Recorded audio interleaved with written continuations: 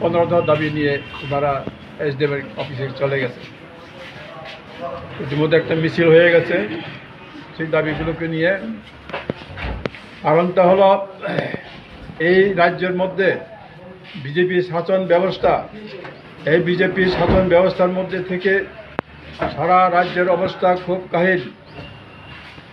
আমরা প্রতিবাদ করছি, দাবি করছি এই প্রশাসনের যে সমস্ত কর্মসূচিগুলো ঠিকভাবে রূপায়ণ হচ্ছে না।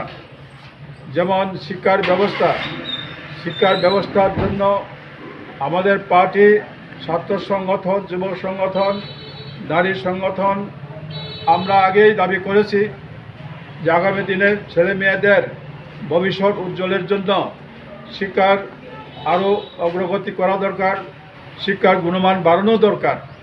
কিন্তু রাজ্য সরকার বিদ্যাজ্যোতি যে সমস্ত চালু করেছিল তাতে কোনো ফল হয়নি। এবার মাধ্যমিকের যে রেজাল্ট, এই রেজাল্ট অবস্থা খুব শোচনীয়। হয় সারা বিভাগে 12-13টা স্কুল রেজাল্ট কিছুই নাই বললেই চলে। কারণটা হলো স্কুলে কোনো শিক্ষক শিক্ষিকা নেই, নতুন করে কোনো নিয়োগ করা হয়নি। তাহলে কী করে স্কুলে লেখাপড়া হবে? সেই স্কুলে লেখাপড়া করতে গেলে পরে এখানে প্রথম শিক্ষক শিক্ষিকার দরকার। এই বিজেপি আসার পর থেকে নতুন করে কোনো শিক্ষক শিক্ষিকা নিয়োগ করেনি, যার ফলে যারা ছিল তারাও রিটায়ার প্রায় প্রতি মাসে হয়ে যাচ্ছে।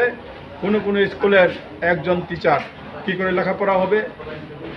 এটা high school, secondary school, subject teacher নেই, কী করে লেখাপড়া হবে? এই চলছে রাজ্যের মধ্যে। তার জন্য দিনের পর দিন লেখাপড়া খুব নিম্নমানের দিকে চলে যাচ্ছে। সেটা নিয়ে আজকে আমরা এই ডেপুটেশনে এটা তুলেছি।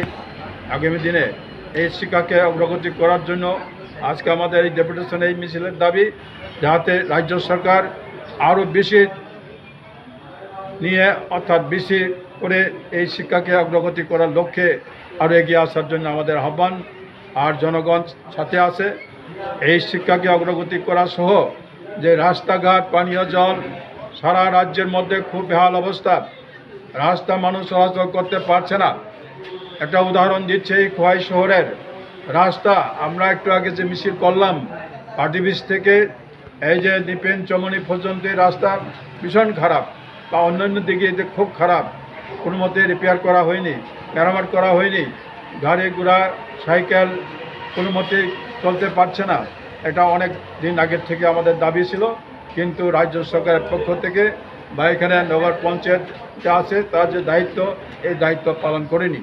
তার জন্য আমাদের সাব ডিভিশনের আমাদের খোয়াইবাসীর বিক্ষোভ যে এই সমস্ত প্রশাসন যেভাবে চলছে এটা তাড়াতাড়ি উৎখাত করা দরকার।